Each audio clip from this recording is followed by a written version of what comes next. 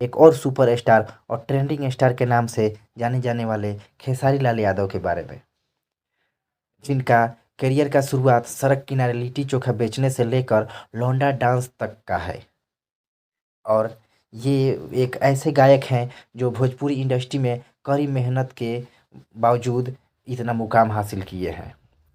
इनका जन्म माने तो छपरा जिला में हुआ है 15 मार्च 1986 को, और इनका ओरिजिनल नाम शत्रुघ्न कुमार यादव है। इनके जीवन साथी की बात माने तो चंदा देवी नाम है और शादी 2006 में किए थे। इनके बच्चे दो हैं। खेसारी लाल प्रारंभ से ही लोक गायक के साथ साथ एक अच्छे नर्तक भी रहे हैं।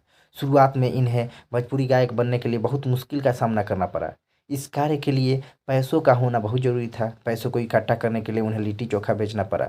कुछ सालों बाद उन्होंने भोजपुरी एल्बम में गाना शुरू किया, जिससे उन्हें उत्तर प्रदेश, बिहार और झारखंड और जहाँ भोजपुरी बोली जाती है वहाँ उनके गीतों को बेशुमार प्यार मिला।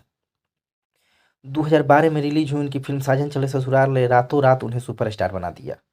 उन्होंने दिनेश लाल यादव जैसे कई बड़े अभिनेता के साथ भी काम किया। माना जाता है कि भोजपुरी इंडस्ट्री में सबसे ज़्यादा मेहनत करने वाले गायक और सुपरस्टार यही हैं।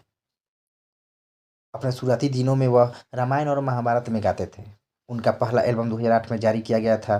कुछ शुरुआती प्रसिद्ध गाने सैया अरब गइले ना, पियवा रहेला सऊदी रे भौजी, माल मेला में भेटाई है।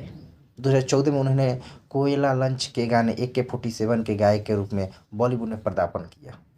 2016 में उन्होंने ग्लोबल बाबा फिल्म के लिए अपना दूसरा बॉलीवुड गाना होली में उड़े गुलाल गाया था। 2017 में उन्होंने सब रंग फिल्म अवार्ड से सर्वश्रेष्ठ पास गायक का सुपरस्टार पुरस्कार जीता। उस वर्ष उनके उल्लेखनीय गीत थे कौना देवता के गढ़ल संवारल हो और जान गईनी ये हो जान। 2018 में उन्होंने सबसे लोकप्रिय गीत ठीक है में से एक रिलीज किया। 2020 में उन्होंने अपना तीसरा बॉलीवुड गाना और सोनी म्यूजिक इंडिया द्वारा निर्मित लड़की पटाना रिलीज किया। इनकी फैमिली बैकग्राउंड माने तो बहुत ही मतलब गरीब परिवार से आते थे। खेसारी लाल यादव की माने तो कड़ी मेहनत के बाद इतनी सफलता हासिल किए हैं।